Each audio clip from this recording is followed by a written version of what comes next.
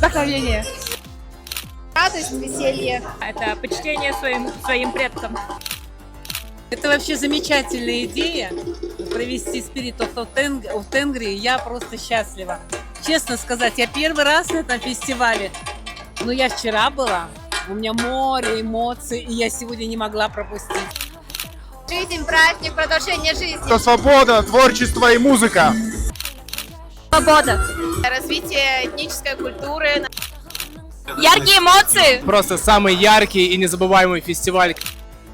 Для меня The Spirit of Tengri — это что-то такое очень теплое, родное, потому что с самого начала фестиваля это было как раз начало нашего творческого пути в составе группы Аргамак, поэтому это такая очень теплая, крепкая, тесная дружба с фестивалем.